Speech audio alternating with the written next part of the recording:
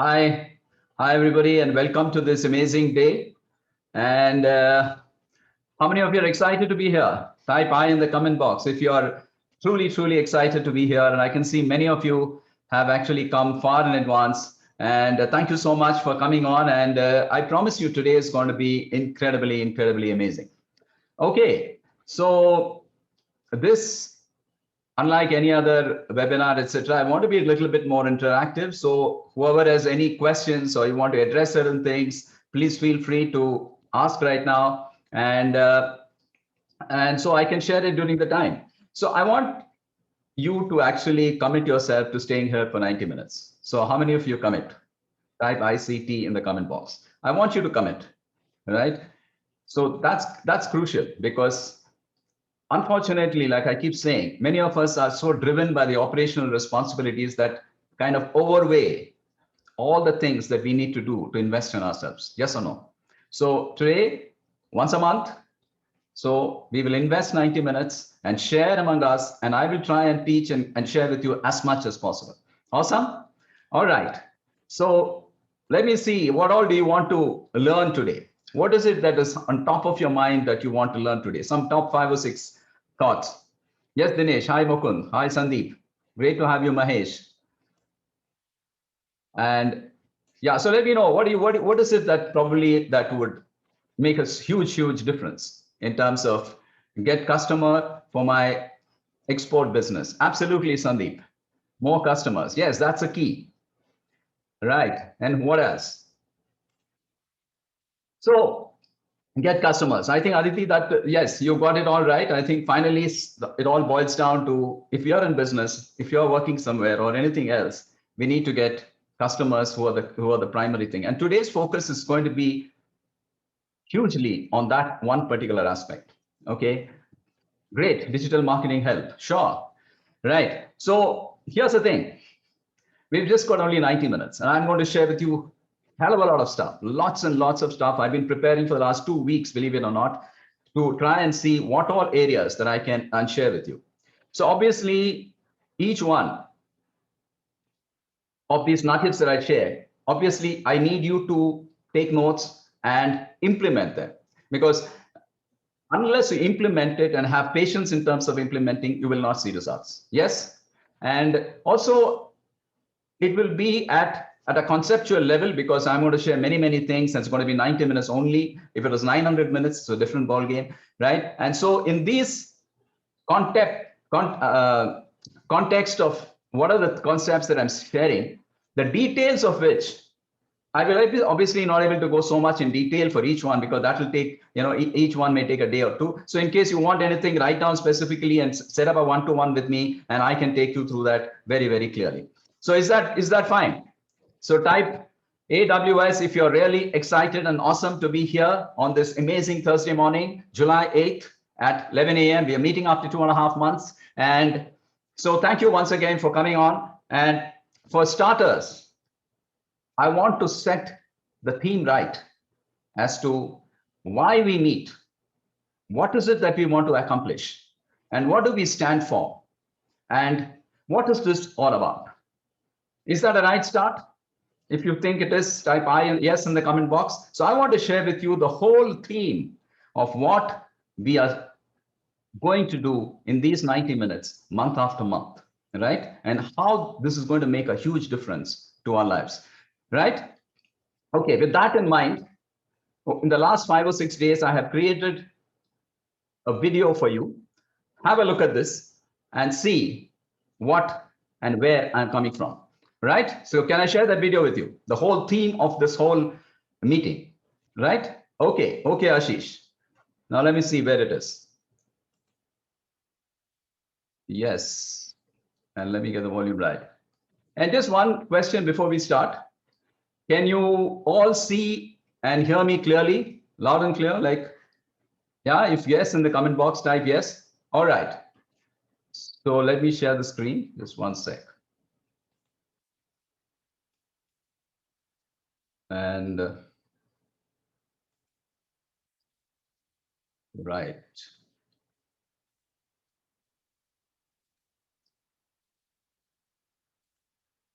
In the realm of the ordinary, diamonds are rare. So how many of you can hear and see the video? If you can tell me, if you can see and hear the video, type yes. Can you see? Yeah, okay, great. Thank you so much. So I'll start again.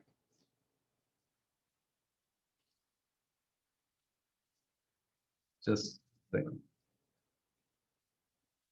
Just give me 2 seconds as I move this up. And share screen. Right. Okay. And even in the realm of the ordinary, diamonds are rare. And even among them, those that shine like the ones in the sky are a treasure to behold. Welcome to that world, where each of you have come together because, whether you believe it or not, you have demonstrated those qualities that make for that rare diamond that shines in the sky. And it's not by chance, but by a design hand of the universe, that people who have the ambition, the drive, the commitment, and the persistence to go beyond obstacles have come together. In taking desire beyond fear, you will be blazing paths that defy odds and carve milky ways along the skyline. Welcome to the amazing world of DITS, a world where everyone, in rubbing shoulders with the other, transforms himself and the other in a state of pure alchemy. Here we collaborate, share, help, learn, and teach in a manner that resonates at a completely different frequency, where we strive not just to live by, but to leave a legacy behind, and to live beyond our time, and to shine forever like that incredible diamond in the sky. So guys, I'm going to play this again for you so that it really, really means and resonates what we all stand for. In the realm of the ordinary, diamonds are rare. And even among them, those that shine like the ones in the sky are a treasure to behold. Welcome to that world, where each of you have come together because, whether you believe it or not, you have demonstrated those qualities that make for that rare diamond that shines in the sky. And it's not by chance, but by a design hand of the universe, that people who have the ambition, the drive, the commitment, and the persistence to go beyond obstacles have come together. In taking desire beyond fear, you will be blazing paths that defy odds and carve milky ways along the skyline. Welcome to the amazing world of DITS, a world where everyone, in rubbing shoulders with the other, transforms himself and the other in a state of pure alchemy. Here we collaborate, share, help, learn, and teach in a manner that resonates at a completely different frequency, where we strive not just to live by, but to leave a legacy behind, and to live beyond our time, and to shine forever like that incredible diamond in the sky. All right. So did I get the message right? We have not come all here together by some sort of a chance. We've all come by design. A design that has brought people who want to achieve and go beyond the ordinary. So how many of you resonate with that particular video that I just shared with you? If you do, just type RES in the comment box. How many of you resonate with that video that I just showed you? Right, Shankar? Yes, Amit. Great. So here's something. Now, my objective is that I want all of you not to just be some, how shall we call it? Ordinary people who actually go from year to year in terms of, say, either a business or in terms of turnover or something like that, where you're actually or literally on a treadmill.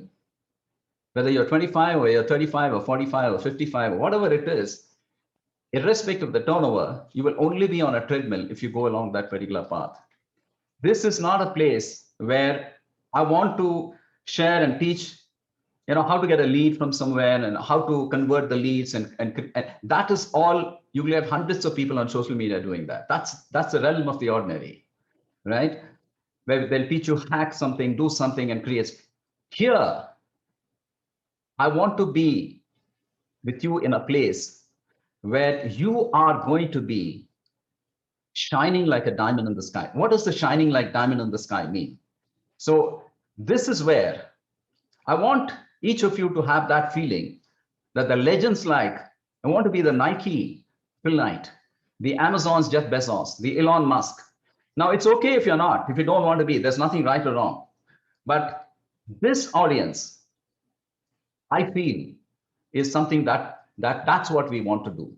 And that is the key. So this is an audience where I strongly believe will aim only for that, irrespective of whatever happens in the ordinary.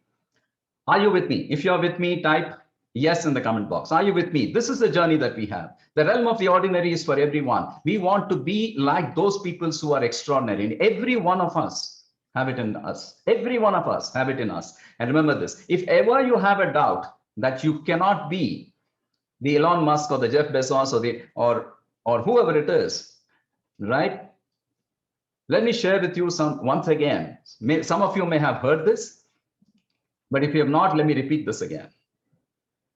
Now, each of us have in our brains, each of us in our brains have got 70 trillion cells. Each of us have 14 trillion cells in our body, in our brain. Each one has a voltage of 5 volts. Effectively, each of us have got 70 trillion volts of electricity in each of brain. And the power of a lightning is just about 14 or 15 trillion volts. So each of us have at least the power of something like 5 or 6 trillion volts, but we are operating all like a 40-watt bulb because we've been told that or we've been conditioned that. So I want this summit to be a place where you start changing the frequency with which you think. Is that okay? Are you okay to go to another level and start thinking? Right? If you're okay, type okay in the comment box. You need to be thinking at a different level. Otherwise you'll be competing at a different frequency, and it will be all in, whether it is business, whether it is relationships, whether it is health, or whatever it is, you'll be competing at a very ordinary level, right? But if you're going in a train, which is obviously going at 110 kilometers, and you want to travel at say 1,000 kilometers an hour, you need to change the modes of transport. You need to go by an aircraft, right? So you need to change that. So I will share with you now what is the vision and mission and the values that we all stand by. I'm setting this as a whole ground rule for all of us to be a part of this, so that what are the steps required slowly but steadily to go there. And one last thing, what is it that gives me the right to actually share with you this kind of learnings? There may be a doubt in what is it that gives me the right to. So fortunately, on 2 different platforms, very, very fortunately, blessed to be on 2 platforms, where I have been a part of the highest probable educational system that evolves, be it in whatever it is. I've been exposed to that, nothing good or bad about it. I've been exposed to organizations which have withstood selling ordinary products, toothpaste and shampoos and soft drinks, and stood and withstood not just one COVID, due to COVID, of which one COVID has actually catapulted thousands of businesses. But there are these organizations and companies selling ordinary products who have weathered the storm of, say, World War I, World War II, the Great Depression, Spanish flu, and being number 1 in this for the last hundreds and hundreds of years. The Colgate-Palmolive, the Johnson & Johnson, the Tata Group. And I have been blessed to be a part of this. So I understand what is the secret sauce that they operate with, for which you can use this. And every one of us can use this, irrespective of the size of your business, the type of your business. There is no such thing as B2B, B2C and everything. It's all about how we can resonate in this frequency. And that is what I will share with you. And there's one more powerful thing, which is what I talk about is the key, which I talk about as the golden ladder. And so how many of you can remember the golden ladder that you have gone through in the program? Golden ladder, just to recap, has got 2 legs. And one leg is the hardware of business, or your knowledge, your education, your experience, and your hard work and your intelligence and everything. It will only take us to a particular place. The other leg is that of powering and programming our mind to see the success. And the majority of the audience in the ordinary realm do not see this. And that's why they'll always be at the ordinary. The people who have gone there have understood that these two are most important. And the other area for which gives me pleasure to be a part is I've understood with the greatest of the geniuses on this platform of the mind. I've gone through personal things and therefore been able to share both these legs and share this with you. And that is the reason why I feel I will be able to share with you these secrets or these techniques or these powerful programs wherein you can actually shine, right? So I will share with you a PPT, just 3 or 4 slides. This is not about sharing some hundreds of slides, where I want to expose to you the vision and the mission and the values of this DITS community. So may I type yes in the comment box if you, yes, thank you, Ash. Yes, let me share this now with you.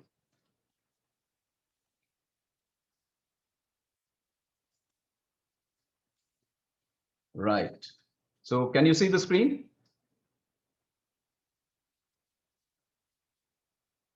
So can you see the screen if you can type yes? Okay, Sudeep, thank you so much. Yes. Okay. Starting with the vision of this entire group, and where is it coming from me? My vision is particularly to empower 100,000 minds to shine like diamonds in the sky by 2025. So here's the biggest question. We can talk all about shine like a diamond in the sky, but who is the one that shines like a diamond in the sky? Some answers. Who do you think is the one who shines like a diamond in the sky? Some answers to what do you think? Who's the person who shines like a diamond in the sky? In your mind, we are talking about all this. What do you think? So here's what I believe is someone who shines like a diamond in the sky. Someone who understands and demonstrates that while you may or may not have control over what happens to you, you have 100% control on what you do with what happens to you. Today it is COVID, tomorrow it is something else. Market plummets, market goes up, whatever happens. What you do with what happens to you, these are the few who know how to handle it differently. How many of you think you've seen people like this and resonate that these are the people, irrespective of whatever happens to them, a car comes and beats them up, their whole wealth goes away in a jiffy, but they're still there up and running. How many of you can resonate with that? Right? And the next, someone who not just lives a life, selling something, doing something, getting something, but wants to leave a legacy behind. That's what I keep saying. This whole thing is about how you can live a life. And it doesn't matter where you are, whether you can be 18 today or 81 today, it doesn't matter. You can still leave a legacy behind and live beyond your time. We don't want to just come here and go away, right? This is the other part of someone who shines like the diamond in the sky. And someone who touches the lives of another in some visible and positive manner. So let me repeat, who's the one who shines like a diamond in the sky is someone who understands and demonstrates that while you may or may not have control on what happens to you, you have 100% control on what you do with what happens to you, number one. Number two, someone who not just lives a life or just comes, eats, lives and dies, but someone who wants to leave a legacy behind and someone who lives beyond his time. Someone who touches the lives of another in a positive and visible manner. So this is the vision of a shine like a diamond in the sky. Now for this, what are the steps? The steps, the first is the vision, the steps are the mission. Here is the mission that we want to do this. Through this, I would like to instill modeling techniques and secrets of giants in every field of business and in every field of life itself, right? So this is crucial. Understanding many of the people in the world do not have exposure to what do these giants do. Luckily, I have, and I want to take this out and do this and share this with you. Number two, establish unique pattern of processes through products and service and other program-based offerings. So we need to create, and I will share with you how to create processes through products, through markets, through services, and how to create programs based on offerings. So that is the second part of the mission. Third, which is, I think, a crucial one. Enhance the mind power through scientific reprogramming techniques of visionaries, people who have achieved, gone beyond all kinds of things. There are people who don't have hands and legs, but have been the greatest of successes. The people who have won Olympic medals, having nothing in their, having lost their feet, things like that, where they've broken all kinds of barriers. And if you can know that, and fortunately, we can do many, many things with all what we have. Yes? Right. Next. Continuously bring these minds together, like we are meeting today, and create an alchemy of collaborative sharing and revolutionary solutions beyond the norm. See, the norm is what everybody does. Like I said, you can, how to get leads, how to get this, how to get conversions, how to get this, how to hack something else. These are all norm while it is going on. So we are going to be discussing and bringing together methodologies which are going to be revolutionary. I'll set the tone for you, and you will be able to generate this on your own. So this is the mission of this DITS program. So what are the values that each of us want to come by? When we come here, I would like all of us to have these values. Number one, we need to see that we have empathy and collaboration among all of us and not competition. How many of you can say yes with a very, very open heart? Empathy and collaboration and not competition. How many of you can say yes with an open heart? Awesome. Number two, the true spirit of giving. Everybody talks that let's give, let's give, let's give. But every time somebody gives, they have a hidden source of expectation. And only when we are able to cross that, believe me, the wealth and the riches will start flowing in a manner beyond belief when we give without expectation. Because what we give to somebody need not come back from there. It can come back from somewhere else. So the expectation is not about when we give without expectation. This is not easy, but this is the value that I want to set with. So how many of you can resonate with that? That you will be able to do giving. All right, great. Now, next. The important thing is commitment to word and to time. Whenever we say something, we need to commit. We can think all we want in terms of wanting to say something, but we need to stick to the commitment of word. We need to stick to the commitment of time, because time is crucial, which is the only investment that we can make. Today, what you're making in time is beyond what you can make in hundreds and thousands of dollars. Believe me, because unfortunately, people do not invest time unless they invest money. And that is a sad part. And that is why one of the reasons why I do this program, selling, etc., is just basically so that they can invest time. So whenever you do not respect someone else's time, you're creating a huge amount of disrespect to the universe. So the most important thing is commitment to word and time. The next, I want to set up a theme here wherein now no action of ours is based on fear, but on the deepest of desire. This is key, right? I have seen whenever I have flown to the highest, it has been through the deepest of desires. And whenever I have been pulled down in life, irrespective of whatever it is because of fear. Fear is the only thing that can pull you down. But everybody knows this. But what I will share with you today are techniques how to conquer fear, right? How to conquer fear, how to conquer worry, how to conquer. These are the things that you will not be able to learn how to conquer fear. Everybody says you should not be fearful. You should be courageous. You should be, don't worry. Why do you worry? No one wants to worry. No one wants to be fearful. But they do not know how it is not to be fearful, how it is not to worry. And those are the values that we will work with. And lastly, when you feel you've done your absolute best, that is when you need to stretch the extra mile. That's why I was saying in some of the podcasts that if you hit a 99, it's hell of a lot, very difficult. But if you get out at 99, nobody cares. That difference between 99 to 100 is what makes the exceptional shine like that. And that is what we need to do. And so this is the values that I want to commit this whole thing by. So how many of you are with me on this? Type yes if you are, and all these values, right? Okay. Now, if you do all this, what is the outcome that we feel that we'll achieve?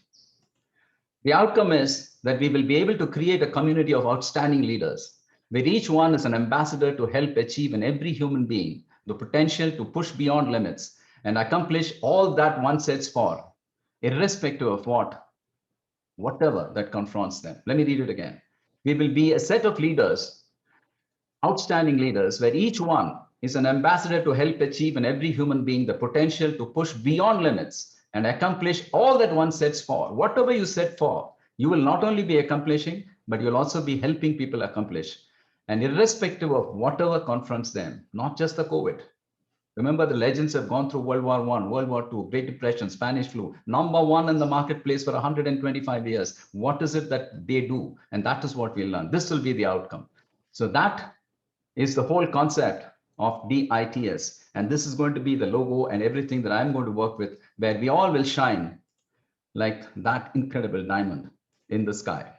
So how many of you are with me on this particular vision, mission, and values that I shared just now?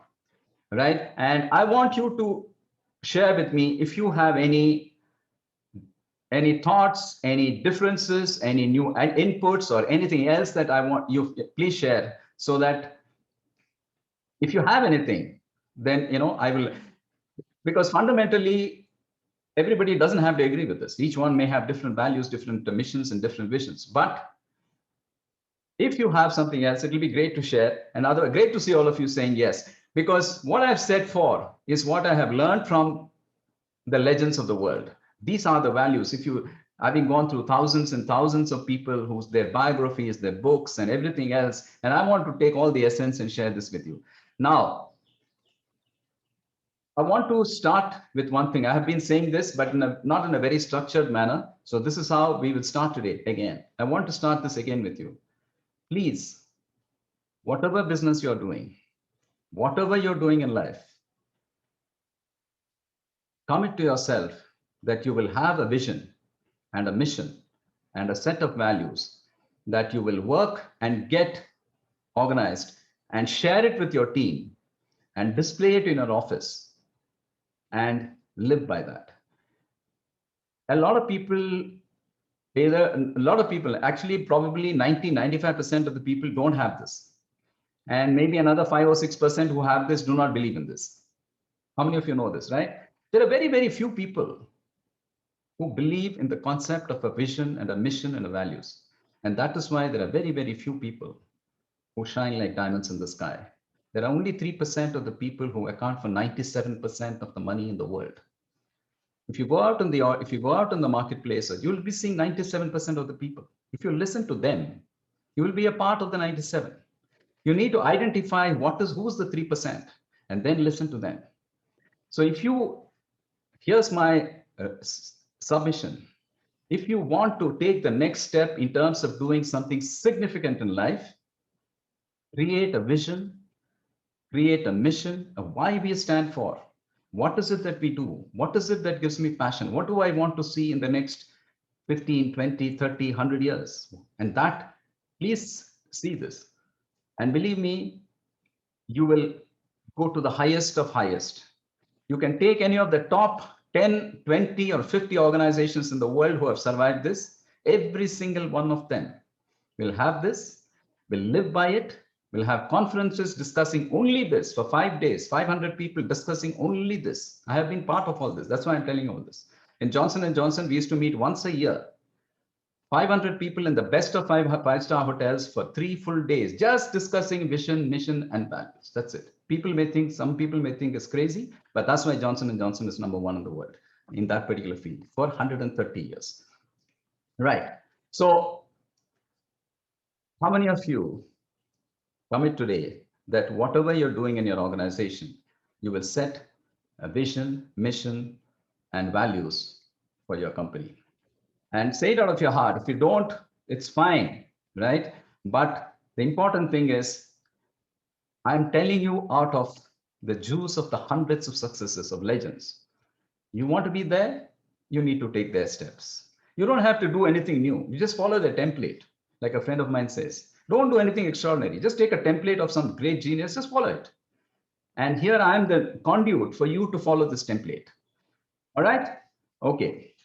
So now let's dive into some of the things that I have got in terms of wanting to share. Number 1,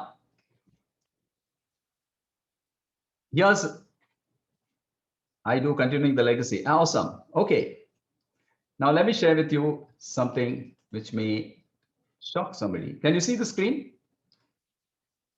Right? Okay, fine. So this is the first topic for today, right? One second.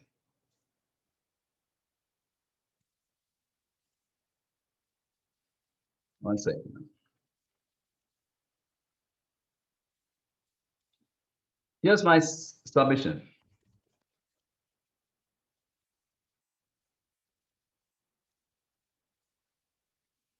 So can you see this? How many of you are shocked? This is my submission of the greatest of giants. Sales is a 4-letter word. How many of you are shocked? If you're shocked, tell me. Anybody shocked that sales is a 4-letter word? So, okay, let me tell you what it is all about. See, whenever you hear this word sales, if I am the person and someone says there's a guy who wants to sell, my immediate reaction is, here is somebody who's trying to dump on me what I don't want at a time which is inconvenient for me, at a place which he doesn't recognize, and with a price that he's out to get me for.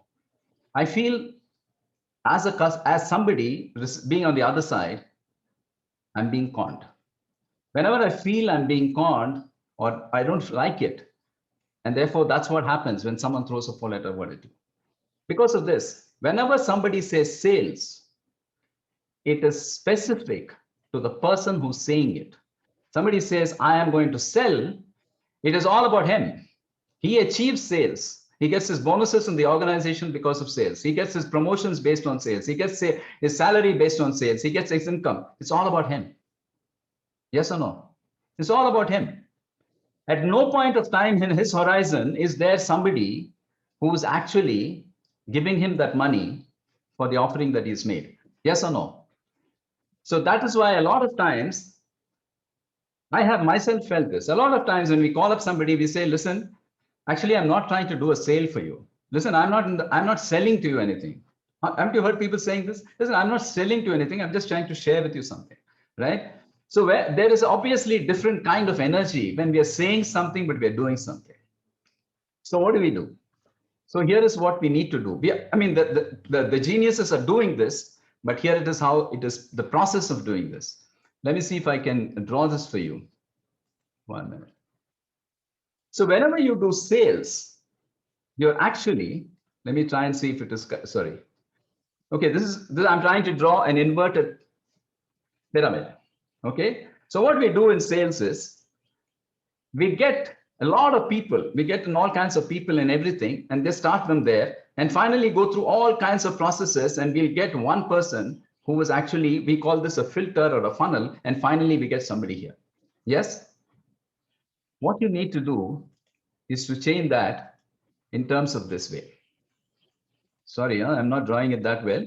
Where you create a pyramid, where you start with I'll tell you the process. Please take down as much notes as possible. Recording is something that I will send, but not many people are going to be seeing recordings, believe me. I'll tell you a process of how you can actually start at one particular level and have a huge amount of data, of base of customers and people who are. Okay, let me stop the share and tell you here. Okay. Whenever you're in a business, whether you're running a job, whether you're running a business, you have something, you have what we call as a product or a service or an offering. Whenever you have an issue right now, if I'm going either too fast, if I'm this thing, please stop me for a little while. I'll try my best to see that if I can actually revisit what I'm saying. So listen to all this carefully, because this is what, once again, I'll be talking at a conceptual level, so you will be able to take dimensions out of this and implement. So whenever we all have a product or a service or an offering. When we do sales, what we do is we take that and find somebody to fit it in. You'll get an investment management guy, wealth management guy coming in from a bank and telling you all kinds of stuff. Whenever you see him, you're in doubt. You see a guy coming in from insurance and tells you he's doing investment, you're in doubt. Yes or no? So reverse the whole thing.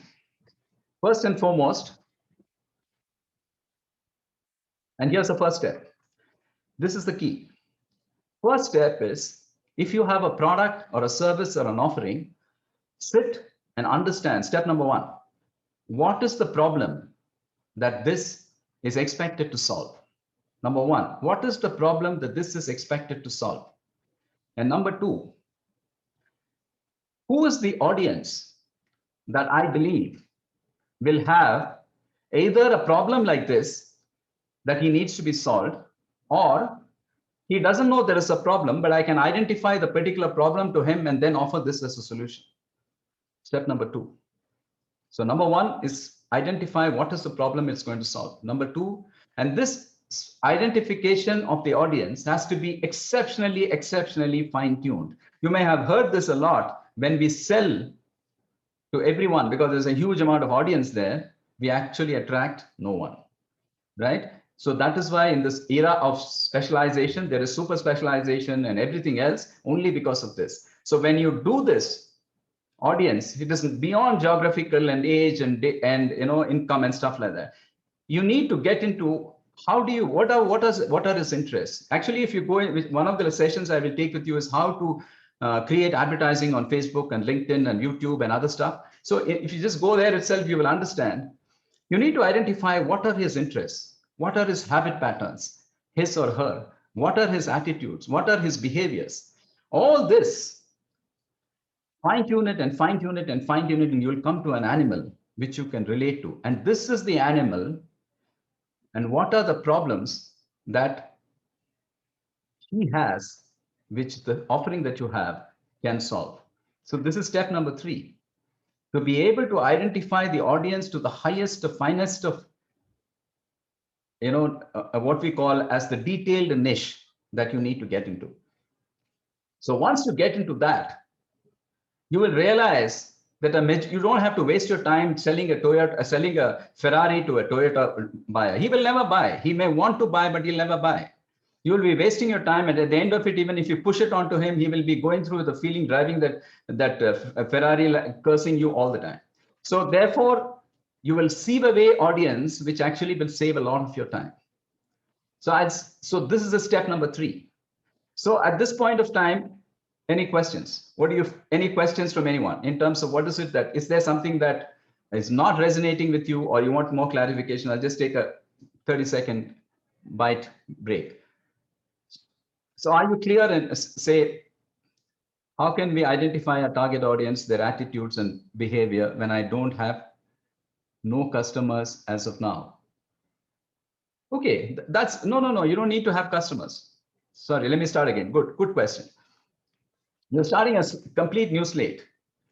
B2B, step three. Okay, you have a product, Mahesh, right? You have something. We'll talk about one-to-one later. You have something, whatever it is. It could be a product, it could be a service. So forget about customers. What is the problem that you want to solve? Right? Is it going to be taking somebody from here to the moon, or is it somebody who are you going to be solving a problem of wanting how he can climb without climbing the first step one, floor 1 to floor 3, he can use an elevator? What is the problem you're going to solve? Ask yourself that, and then think, who will be the people who will require solution to such a problem? First and foremost, who will be the people who will be having this problem? That is how you set the customer base. So it is not that you need customer. You have to first identify the audience. Only then will you get customers. It's not the other way. I hope I'm getting, getting across. The most important thing is to be able to identify target audience. Means who is it that you want to solve the problem for? In fact, there is a beautiful video by Mukesh Ambani himself on for about 2-3 minutes, which I'll share with you later. He says you can never sell unless your only mission in life is to solve a problem. Only when you know what you have as an offering, and then you can solve the problem. Of course, if you have the luxury, you can look at various problems and create offerings for that. I'm assuming you already have businesses, and therefore with your offering, how you can solve.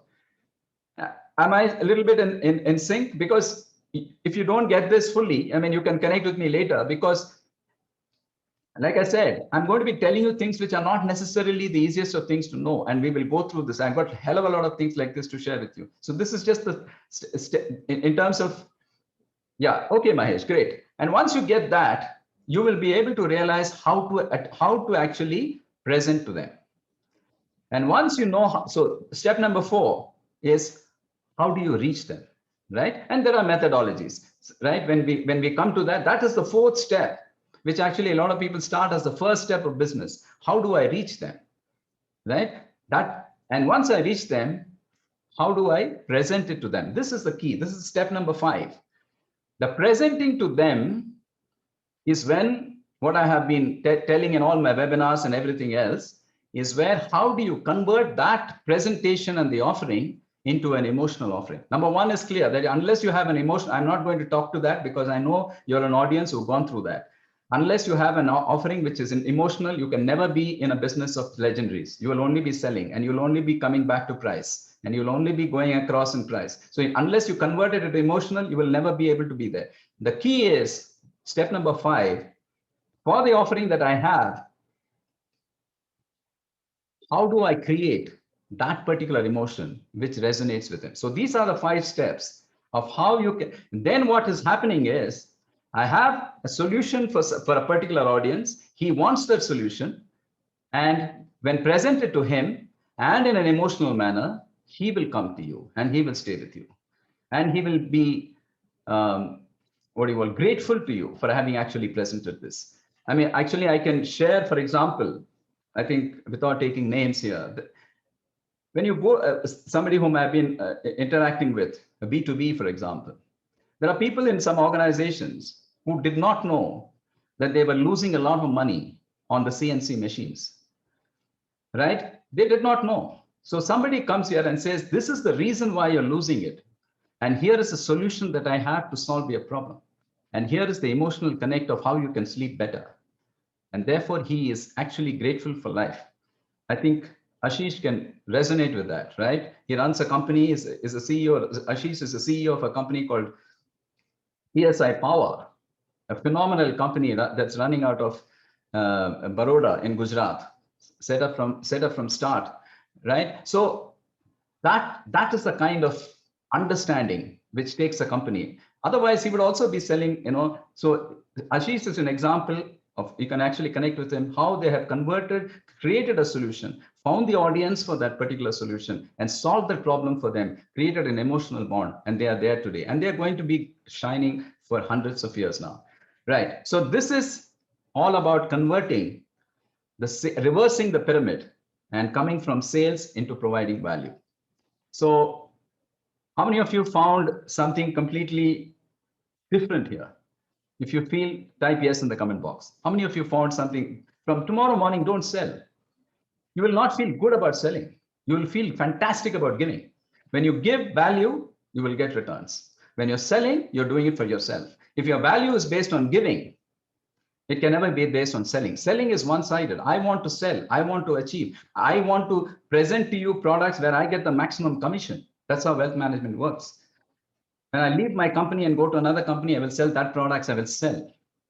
Every single product or other thing that you have, John, see some of the Atomy products that you have, you can actually create what is the problem that you're trying to solve. Okay, so that is number 1. Now let me see what else I have for you. Right. Similarly, like one of the things that I keep saying is you can never teach people. They can only learn. Similarly, you can never sell. People only can buy, right? And the people will buy when they feel value in it. And your objective is to create value for them so that they buy. So it takes away the stress from you of selling. Okay, so that's the first thing. The next I want to talk to you about is how do you set business goals post-pandemic, right? How do you set business goals post-pandemic? So here are 3 or 4 steps. There are actually 6 steps that I've written down, but I want you to take notes very clearly. Number 1, whatever business you have been doing in terms of turnover or whatever it is, most important thing you should not do is set a number as your business target next year or the year after. So whatever you do, suppose you have done 20 crores, 10 crores, 10 lakhs, whatever it is, I want to do 50 lakhs. I want to do 20 crores. That is the beginning of disaster. Do not set a number as your business goal, because your brain will not accept it, because we all have 2 sets of brain parts, right? One is the creative and one is the rational. The rational part of your brain will not believe it, right? And when it doesn't believe it, your actions will show that, and your rest of your team will not believe it. And you will be on stress trying to this and push it. And instead of selling it outside, you'll be selling it inside. So what do you do? So listen to this carefully. Once again, I have already covered that in the first part. Once you have the audience right, I will share with you another. You get the audience, then you have an expected market. So that is your subject. That is your title. Your expected market, because that will be a fine niche. It could be like, it may read like this: 35-year-old having running a company in the deep in Gujarat, and who has as a CEO who has 2 children, who's 11. I'm just saying, going in interests and behaviors and attitudes, that's your total market size. You can do a home desk research, you will get a size of the market. You can be in real estate market, you can be in insurance market. In real estate, maybe you can take villas and segment it as much as possible, like I said in the beginning, to come to a fine tune. It could be villas, it could be apartments, and apartments could be large, small, and large. It could be in cities and outside cities, or it could be in smaller towns. You find out what is exactly the problem that you have the offering to solve. You will get a market size that you can even get from research, desk research, step number 1. And then from desk research, see, all this you need to do. This takes a little bit of a work in the beginning. If you don't do this, you will be doing something without telling your brain that there is a rational process behind, and you will never be able to do this. So if you do take effort in this, you will achieve great results and legendary results. And that's what I have learned, this process after process, in every single company that I have worked for 35 years, be it whatever the largest of group, the Tata group, the Colgate Palmolive, the Procter and Gamble, the biggest of giants. This is what they do. They spend months on this. You do, and then you find out the market. And then you decide, after going through research, what is your understanding? How much is the market expected to grow? For example, if the market in the real estate market is expected to grow only 6%, and tomorrow morning, if I want to double my sales, obviously there's going to be a problem. So once you know how much is the market going to expand, you have an idea of the next year's market. Step number 3, you decide, in this market, today I have, suppose the market is 100 crores and I have 1 crore. That means I have 1% market share. How much market share can I realistically increase this to? You set your objectives based on market share. If it's 1, then I'll make it 1.5. I'm not going to make it 1 to 10. That'll be unrealistic, right? So 1, so maybe 1.5, maybe 2. So you're taking the brain through a rational process, and you're having your team involved in setting these objectives.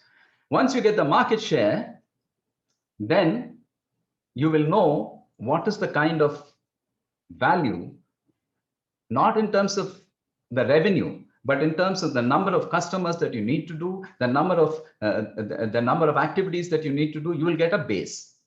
Then you ask yourself, am I willing to invest time, effort, and probably other resources to be able to generate this extra range? That is step number 4. And if I'm okay with that, then I close that there. And then that will give me an idea of revenue that I need to project for the next year. And imagine if you sat with your team and went through this process, they will take ownership for this. And yes or no? Once, if you don't let the team take ownership and you push it, however large the company or small company it is, they will only be just doing it because you're telling them to do it. They don't have, if you yourself have not believed it, they will not believe it. So this is the process of setting an objective in your current market, in your current product. Now, let me share with you another activity.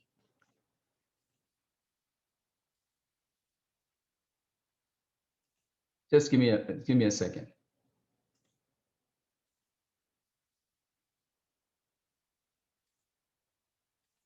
Let me see. Excuse me for all the non-straight lines, okay?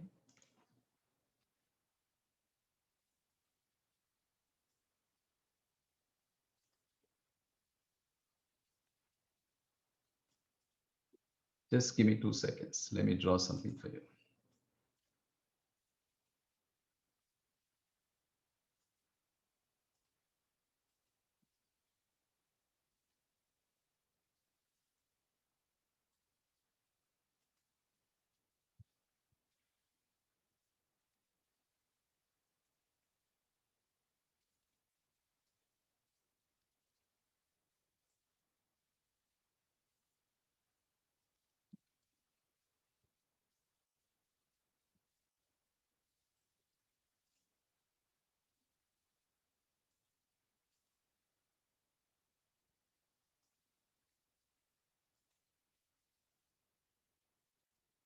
Just 1 second. Huh?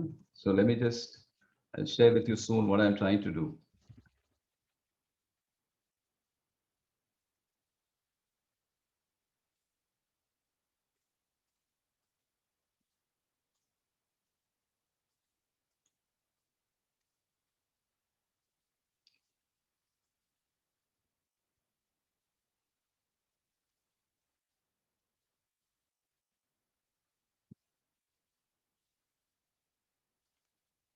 Okay, how many of you can see this? We got 4 quadrants. So how many of you can see clearly what I've written? You asked something, Anurag Modi. Huh? One second, let me ask you. Is it not related to the number target set from? No, no, no, no. Okay, good question. Huh? 1 second, 1 second. Anurag, yes. Okay, I have not explained it clearly. I'm saying when you sit on the desk, most of the people say that I have a turnover of 10 lakhs. Next year, I'm going to achieve 1 crore. Right?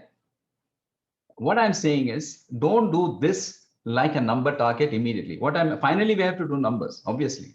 That I'm saying emanate the process of generating a number which the brain and the rest of the people believe in, not just generate a number based on your whims. That means I would like to do 10 crores next year. So let me set a target of 10 crores. So that is not what I'm saying. I'm taking you through a process of finally how to evolve that number. Is it a little bit clear, Anurag? We can always call later because yes, Mahesh, this is exactly what it is. Mahesh, to an outsider, it looks like this. They're setting high targets and high achieving it. You think Mukesh Ambani just, right? They actually go through this entire process because I've been there, right? I can share with you firsthand experience. They take every single element of this and work and work and work. They take audience, they take market, they take products, and they take each of the products. They've got hundreds of products. For each product, they find out who's the audience, what is the market size, how do they expect it to grow, what is it the market share that we expect, is it realistic? And then they do all this. Nobody sets a number just like that, huh? By the way, if at all.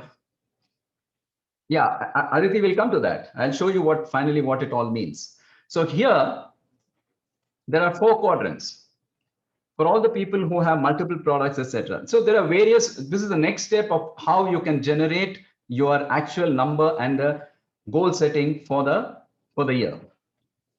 Okay, so let me see if I can take this. Okay. Now, these are 4 quadrants. This quadrant represents current market and your current products. This market, right? This quadrant.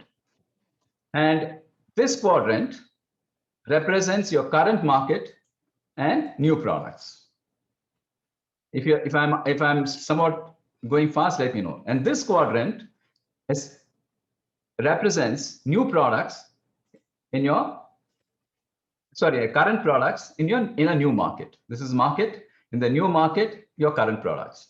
And this, of course, is probably the most difficult. It's new products in new markets.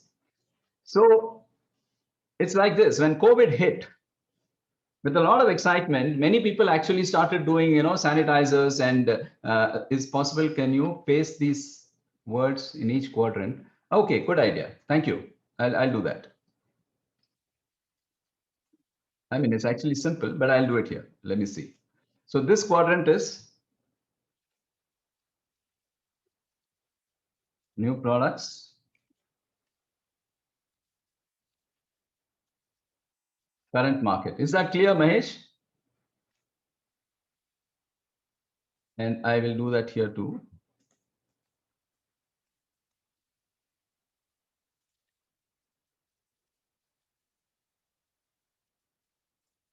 Believe me, friends, whatever I'm telling you here is what we have said for decades in the greatest of organization, the Tata Group and everything, and done this. I'm just sharing a summary of this. Obviously, we only have 90 minutes, right? We can't share too much because each one takes about a month to do. So anyway, current products. So is it clear a little bit, Mahesh? So I'll leave the rest. And this is current, and I can actually do just write one particular thing. CNC.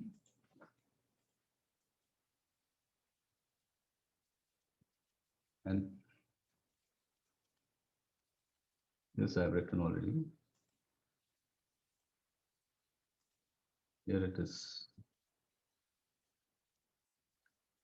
So is it clear? This is current products, current market. This is new products, new market. Now, I was saying that when the COVID hit, a lot of people excitedly started launching, sanitizers and other stuff and things like that. They just went and did whatever they did. And obviously now 3 months down the line, I know hundreds of people have just given up all that because they did not have an idea of what the market is. What does the market do? What do you represent? So you have now an idea based on your coming back to vision and mission and values. If you have your vision very, very clear, suppose you have a vision, like say taking one of the companies here without naming them, that they want to influence the, setting, what is that word? They want to ensure the lives of hundreds of people live a happy and healthy life, something like that. So if that is your mission, you may go into sanitizers, but you will not go into toothpaste. So which product category to go to and which market to go to will come clearer in this. So you need to be, so this is how you start. This is the next step of each identifying in each of these markets and therefore setting, do I want to go into new products? If I have new products, are they extensions of my current product? Most difficult to tackle as so many ticks, I believe. So many ticks in this. Huh? I can remove the ticks if that's what you want. Is that what you're asking? Let me see if I can. I'll remove the sticks. Sorry, I've removed a lot. But anyway, so I'll be spending far too much time if I spend on this, but I will just tell you once again without this, because like then each one will become a 2-3 hour session. So which is fine if that's the only thing, but I want to share so much more, right? I'm giving you a glimpse of how you need to look at yourself differently. Obviously, in this 1 hour or so, you will not be able to do that, but you will be able to get a glimpse of where you need to see how you want to go. So that is how you set the objectives. I'm not done yet. This is not only the way you need to set. One of the things I think Anurag or somebody asked. Now comes the second part. I come back to the golden ladder. Phil Knight, or even Mark Zuckerberg, or you take the #1 sprinter in the world. They all have one aspect of one thing. The golden ladder I come back to. The one leg is what I have told you: setting products, setting markets, setting goals by structuring the audience and enhancing market share, creating that, and that is one aspect. The second aspect is goal setting through the mind.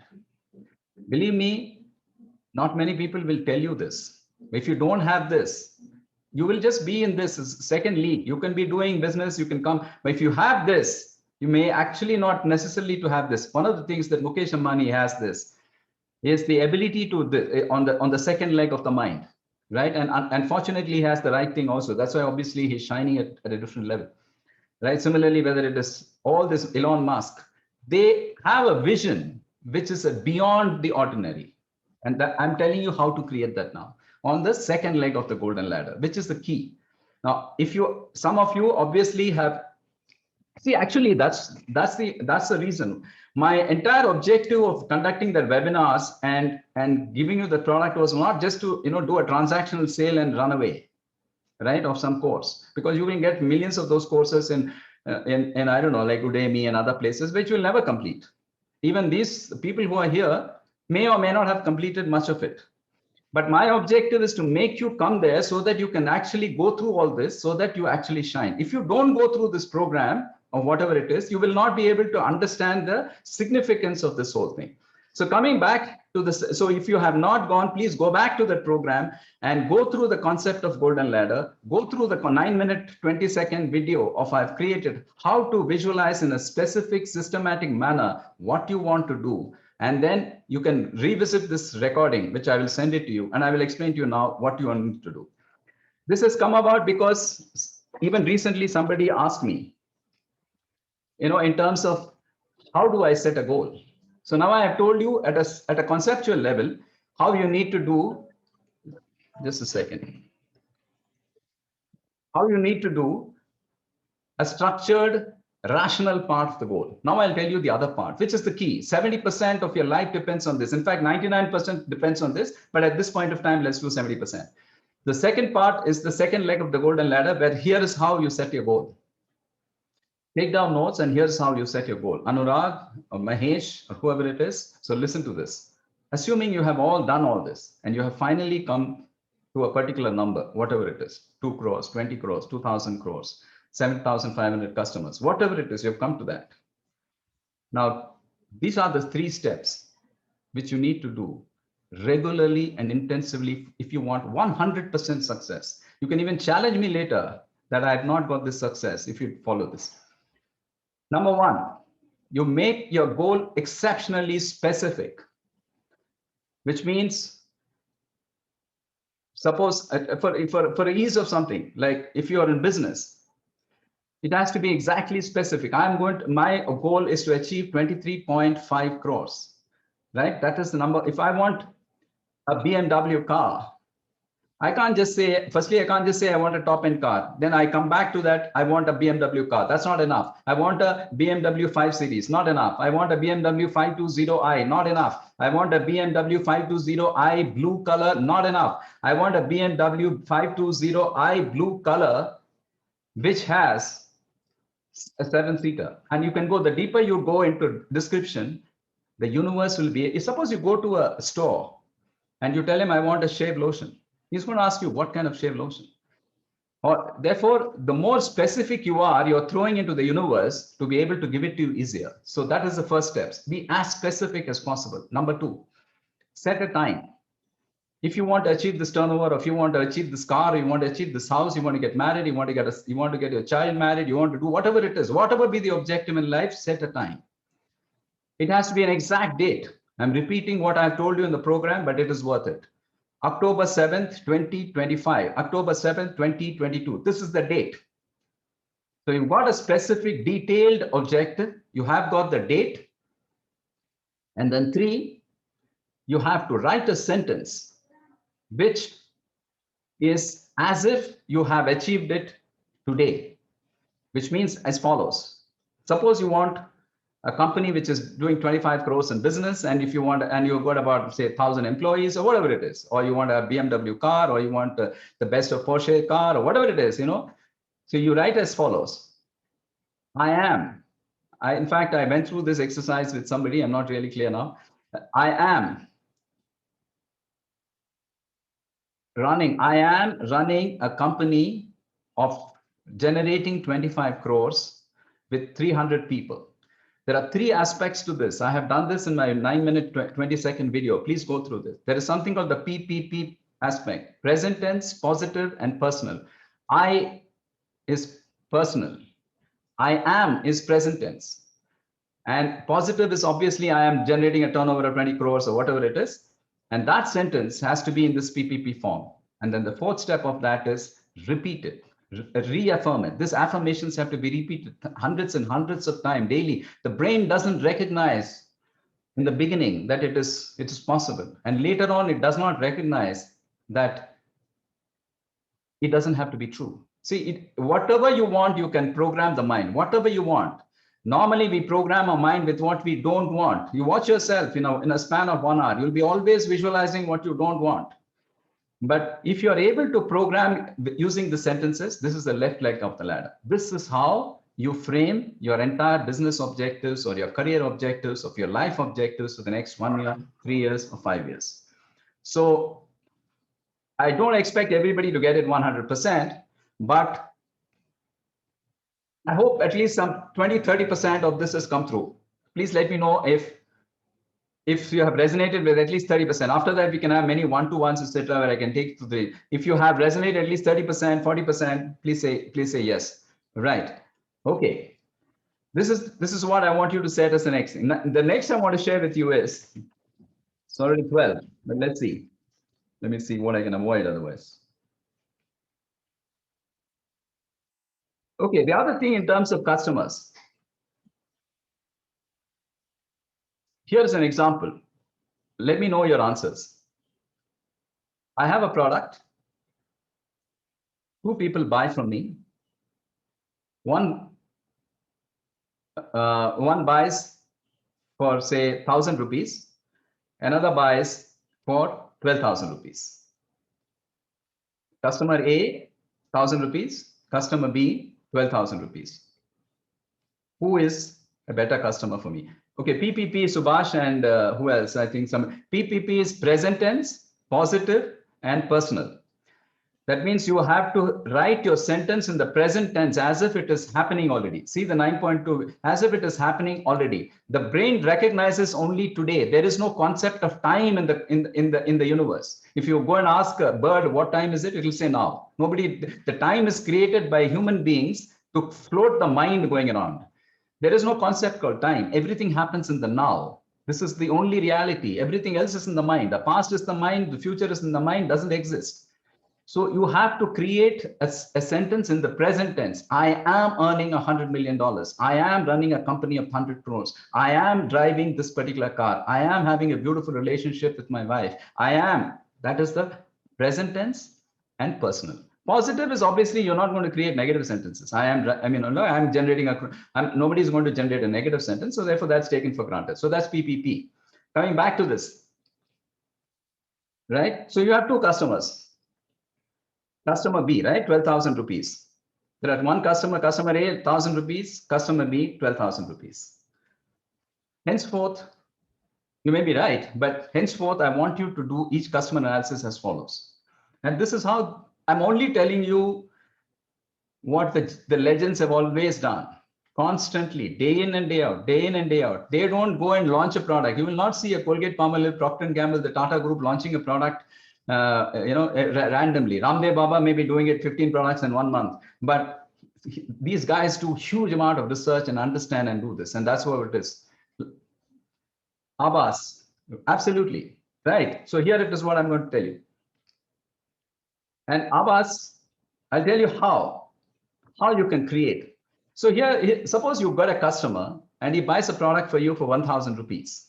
Another guy buys for 12,000 rupees. Normally we go and take a lot more effort than the 12,000 rupee guy, and he may be right, but this is how you need to look at it from now on. If he has bought a product for 12,000 rupees, how many times is he going to buy the same product in 1 year? You have to understand this from interacting with him, getting this in his psyche. That's why the audience is target audience. If he is going to buy 12 times in 1 year, his yearly purchase is going to be 12,000 rupees. And now, if he is going to buy for the next 10 years, his total value that he will generate is 1,20,000 rupees. If I'm going fast, if I'm not, yes or no? And if he's happy, if he recommends to five other people, then you're going to get 600,000 more. So our total expected value from his life is 12,000 multiplied by 10, which is 1,20,000, plus another 6 lakhs from 5 other customers. Therefore, 7,20,000 is what his customer lifetime value is, CLV. Vis-a-vis, if this guy who bought this 12,000 is going to buy only once, he becomes a CTV, customer transactional value. So on the face of it, where 1,000 looks smaller than 12,000, this 1,000 actually translates into 7,20,000 if you play your cards right, and therefore that is CLV. So you need to work. And by the way, whenever you're in business and there are VCs wanting to fund you, or they want to take over your company, etc., they look at something called the CLV, customer lifetime value, and they also look at the present value of that customer lifetime value, which will come to another time. Right? So how you got that? How many of you get this? CLV versus CTV? Type yes in the comment box if you have. Okay. Now, once you get this, this is how you need to be able to. Now, how do you nurture these customers? Right?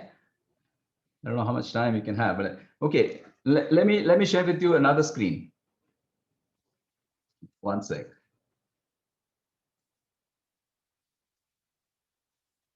How do you interact and create?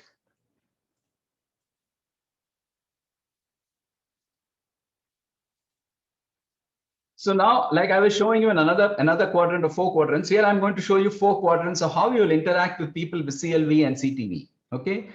Now, don't get overwhelmed in all this. This is where you need to start so as to be, if you're already doing it, great.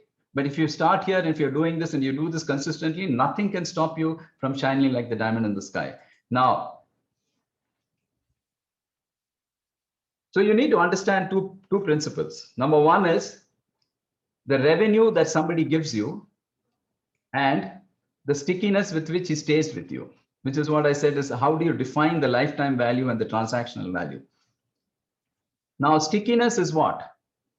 Stickiness is if he buys a toothpaste 4 times in a year, and if he buys your toothpaste, I'm saying toothpaste, etc., because I don't know what other products you have, it's easy to relate all this. And so if he buys 12 toothpaste in a year, and if he buys 3 of Colgate, therefore the Colgate market share is 3 within this, right?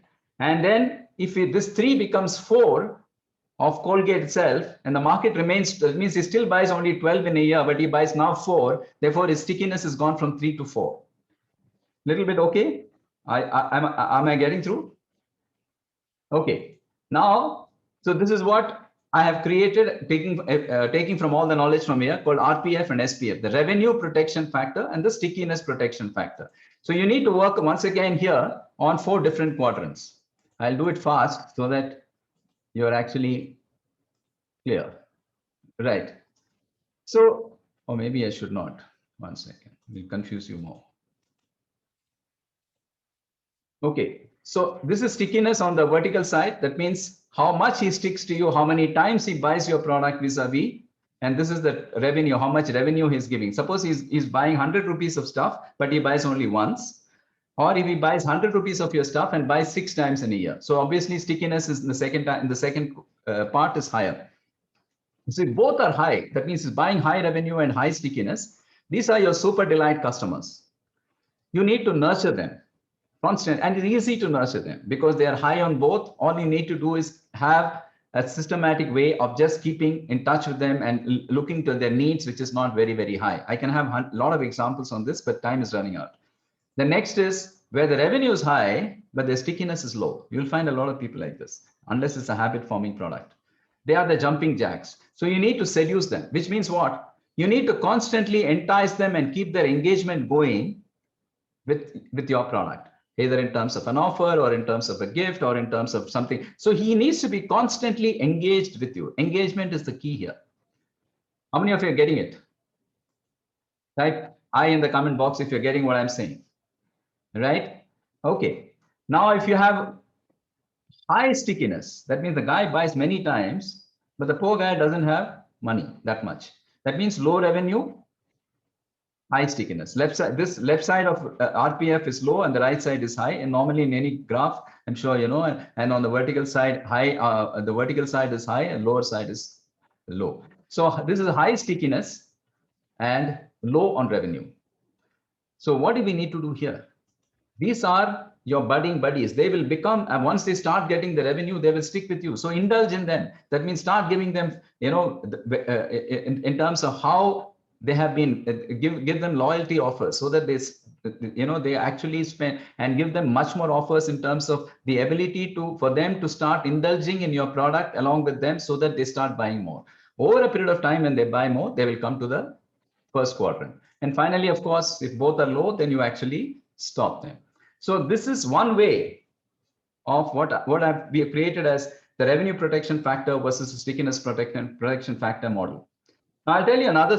So that is in customer engagement, step number 3. I'll tell you another step of step number 4. Keep writing this down because I'm going a bit fast because just got another 10-15 minutes. One of the fundamental mistakes that all the people are going to be doing, and I see them doing, as soon as the lockdown is open and whatever it is, people just rush and try everything to start getting customers. And there is a huge fight, there is a competition. Finally, everybody is killing themselves, stress and coming on price. And finally, the payments are not coming and therefore the cash flow is getting affected and everything.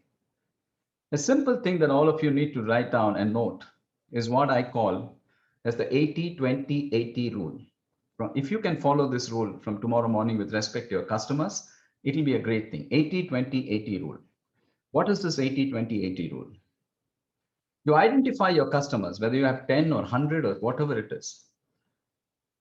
80% of your business will be coming from 20% of your customers. That's a known, right? It's not a great thing. But what I'm going to tell you is 80% of your time over the next 6 months to 1 year, spend on these 20% of the customers who are giving 80% of the business. 80% of your time on 20% of the customers who give 80% of the business. 80-20. What most of the guys are doing is spending on 80% of the time on new customers and spending only 5% of the time taking for granted the current customers. As a result, they're going to go completely haywire in the next 1 year. If you can spend and nurture these customers and give them with you, and they will be your ambassadors while you spend 20% of your time getting acquisition on new customers. This is what I call as an ART model: acquisition, retention, and transference of customer to customer. So how many of you are getting this in terms of action? And how many of you will take action on this 80-20-80 rule? Just try it out. If they may all sound slightly difficult, and you can always get back to me in terms of greater detail, but I'm not telling you how to get leads on Facebook. I'm not telling you how to, these are all, I mean, you'll get thousands of people, but you'll get what I'm trying to tell you is how you can be the next Phil Knight, how you can be the next Elon Musk, how you can think yourself to be the next Elon Musk, irrespective of age, time, factor, whatever it is. And that is my mission. And that's what you will do if you're able to follow this. Are we on? Type BIO in the comment box. Bring it on. Okay.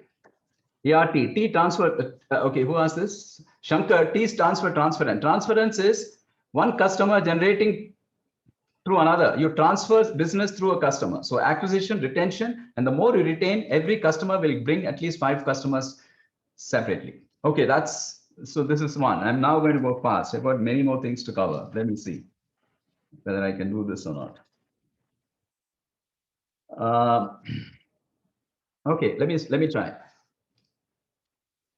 See, I recently went to a particular program or whatever it is, where someone told me that someone told someone that I'm a potential customer for that person, right? So this person wrote a huge mail to me saying how great I am and how it will be fantastic to have me as a customer and everything like that. And I replied back with saying that I will not be a customer at this moment. Maybe in the future, yes. Maybe in the future, yes. All the communication from the other side stopped, right? So this is what 90% of the people do, 95% of the people do. I attempt supposedly a sale, trying to get some customer. If the guy is not my customer and I get a no, I stop I close and I go to the next guy. As I told you, the running after acquisition. If you're part of the legends, what they do, they take this guy as the key customer, potential customer.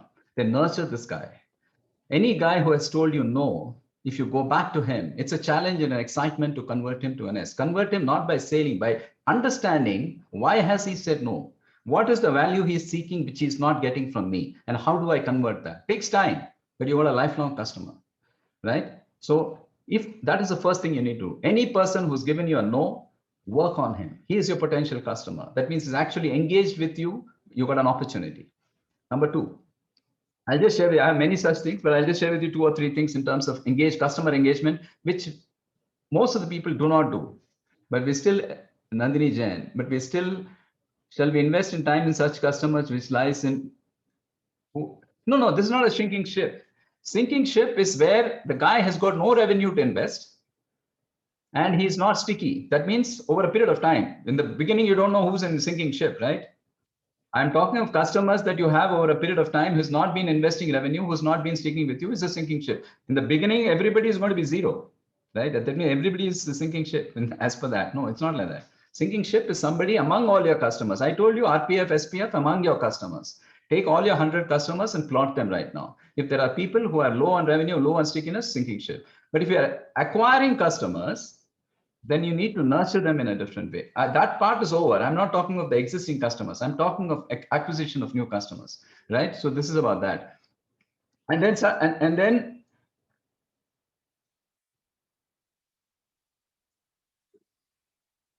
okay, there are many things, but I'll just share with you 1 or 2 things, small things. Number 1 is, whenever we have a customer who is unhappy with us, It could be in terms of service, in terms of product, or whatever it is. The normal people, the 95% of the people feel that they will set it right. Sometimes they say, take pride in the fact I'll set it right in one day, I'll set it right in 24 hours or whatever it is. And they take pride in that. But here is the thing. The product or service was never supposed to fail. That guy has paid you. Setting it right is something has happened already. If a car is not functioning and you've set it right, don't take pride in it, because fundamentally there's been a mistake. What you need to do in whatever product service you're offering, you add an additional thing. Like I'll give you an example.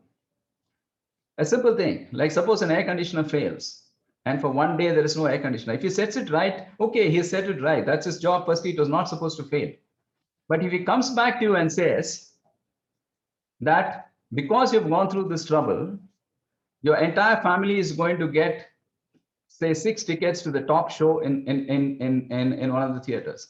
He's giving an additional value to take care of your discomfort. This is called the discomfort factor alleviation, right? So he's taken care of a discomfort factor as a plus. So be that person who's constantly looking at it. Okay, so this is all about customers. Now I'll just share with you another concept. Whenever you meet and interact clients, or even in your own family, we are constantly doing negotiation. So there is this powerful book of how you can have a discussion with everybody and trying to get that person to say yes. Are you interested in listening? Getting to people to say yes in any negotiation. How many of you would like to know this? Right? Whether it is your spouse, whether it is your client, whether it is your, right? So, okay, I'll tell you, so since I thought we'll have more time, I'll tell you the quick summary points in negotiation. Because constantly from the time we get up in the morning till the night we sleep, we are all the time negotiating on something, right? If you're sitting in the house, your wife will tell you that I want to have coffee, I want to have tea. You want to go for that movie, she'll say something else. Or you will go to the office and the client. So there is a constant negotiation constantly happening. Everything is negotiable. Obviously, everything is negotiable. But finally, you accept a particular thing on a table. Suppose I say this is at $100 and the other guy says $80, and you come to a particular thing. That is finally what it is. So how do you do this? So there are 3 things that I want you to do, and I want you to invest and read this book called Getting to Yes. I will share with you on this. Number 1, first and foremost, whenever you're negotiating with anybody, the biggest mistake we all do is we associate the person and the problem. Yes or no? If a guy drops, if a child drops a glass, he says, my child is always clumsy. You're associating the person with the problem. He has dropped it, that's a situation, and the person is irrelevant, right? So if a guy comes late to the office, the problem is come to the late, but this guy is always a late. And then you start disliking that person. So first and foremost, in your negotiation or of anything, I'm just giving you a simple example so that you can understand. Disassociate the person and the problem. Number 1. Yes, you got it? Number 2, if a person is doing something, there are 2 things that can happen. He is taking a position that, listen, say you and your girlfriend or you and your wife want to go for a movie. She says, no, I will only go for Dilwale Dulhania or whatever, Radhe or something like that, right? Then you will say, no, I want to go only for this. So each one has taken a position. And this position will be, as long as you take a position, you'll only be arguing. And what happens is sometimes in a relationship, which is more close, we start agreeing to somebody just to keep the relationship going. Yes or no? When we do that, the person who's actually agreeing doesn't feel very good about it. But he says he compromised. Over a period of time, if this builds and builds, it'll kind of blow off. In a client relationship, even in a negotiation, if I keep saying, and if the other person keeps agreeing, the boss or the subordinate, if I keep agreeing to whatever he says, I'm actually not building a relationship. So this is taking a position. That means I stick to my position, whatever happens. What you need to do is the second thing is what? Look at the interest behind which the position is coming. Why is he saying what he's saying? Suppose my wife wants to say, I want to go for this movie called Radhe or something. And I say, no. Why you'd ask, what is the interest behind seeing this position? Maybe if you dig deep by asking two questions, why is the person asking, taking the stand? Maybe then you'll find out maybe he likes Salman Khan. Why are you not taking? Why not is the next question of why. Because maybe I'm making it very simple because it's a huge topic. If you ask these questions, you will be able to disassociate the position and the interest. Once you stick to a position, then people will not move. That becomes the ego, as they call it. But once you find out what is it that drives the interest to reach this position, and you work on the interest, you can come to a mutual interest. Number 3, you can generate different solutions, multiple solutions, or multiple options where both can have a satisfying relationship. If you have a client who wants to pay only $100, and if you want to get $200, and therefore you'll have to find a way where there is, what is it that is making him stop only at $100? By giving an additional value, will he be able to generate that extra? Can I go down from $200 to $150 by doing something? So you come to a mutual, create options, which normally we won't. You have to create different options. That's the third. Number 4 is, we'll have to set up a system wherein our outcome, whether it is in the office or whether it is with respect to a client or whether it's in the house or wherever it is,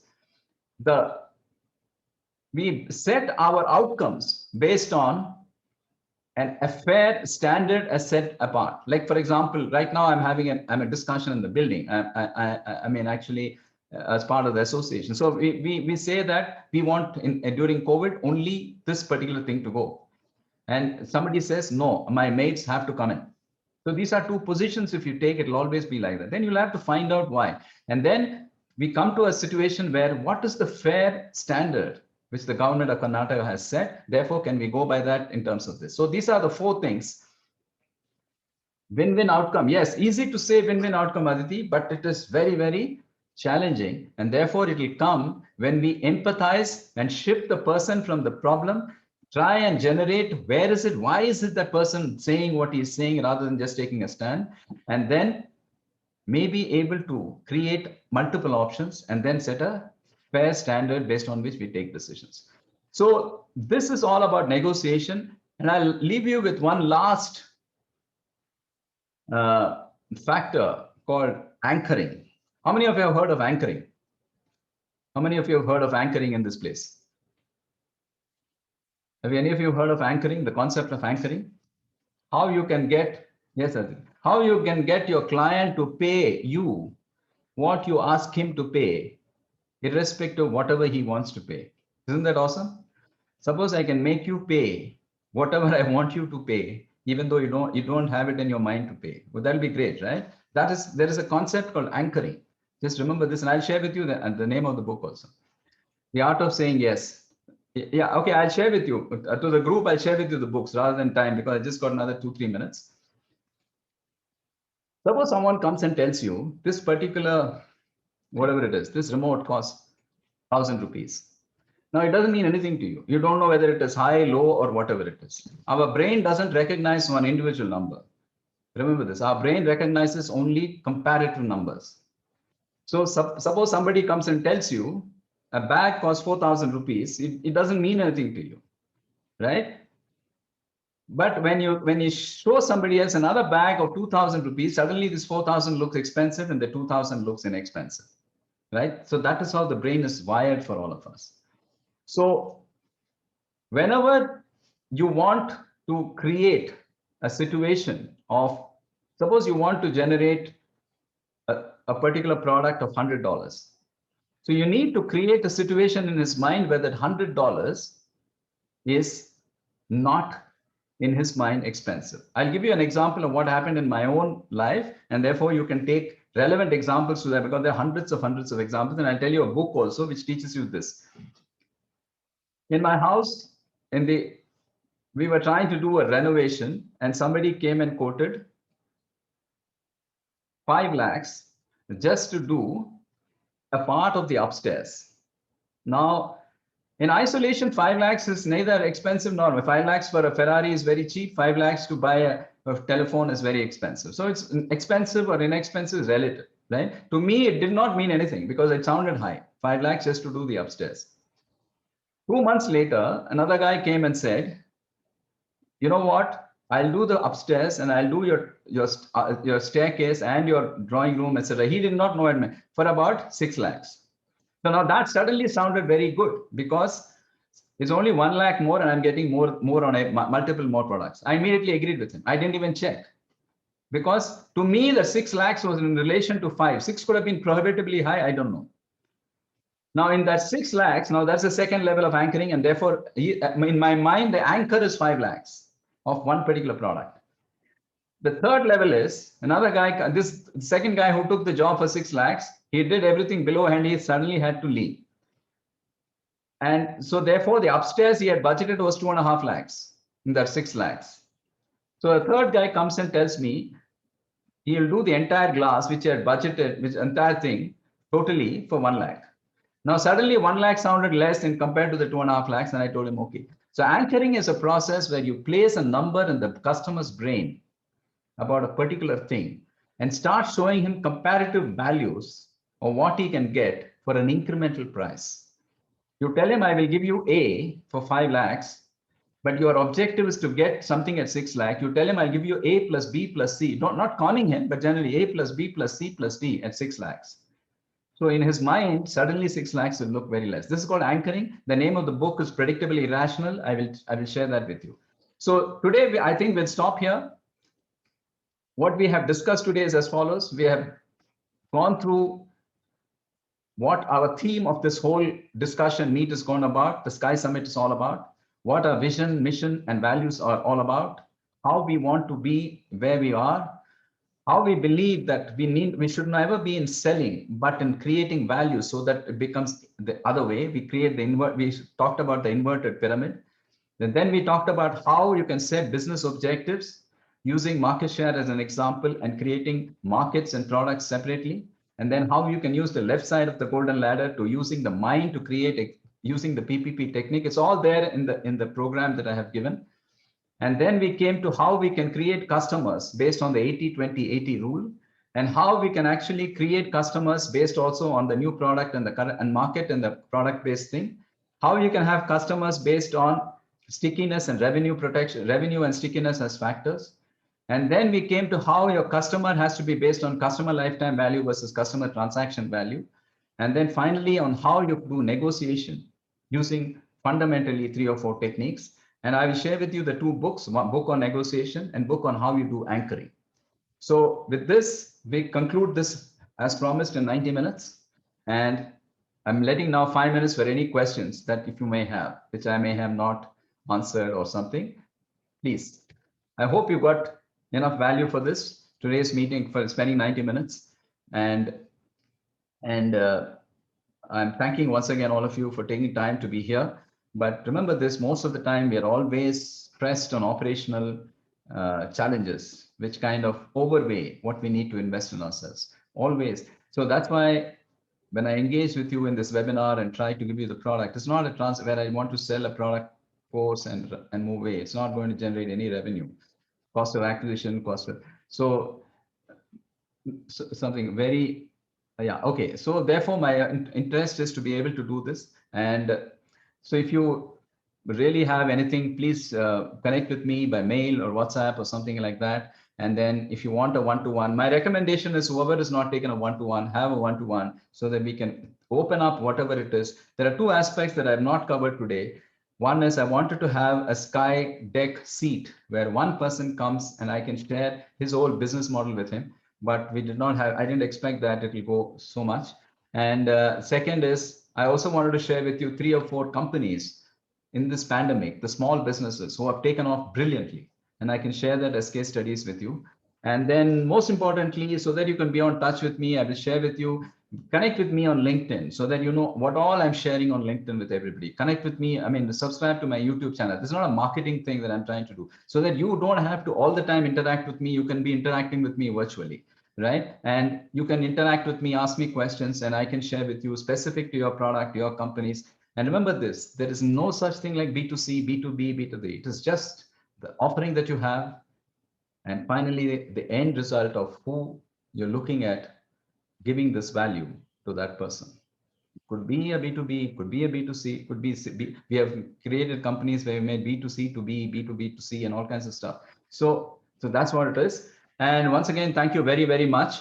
And all the good luck. Have a fantastic week and fantastic day. And keep shining and shine like the diamond in the sky. Okay.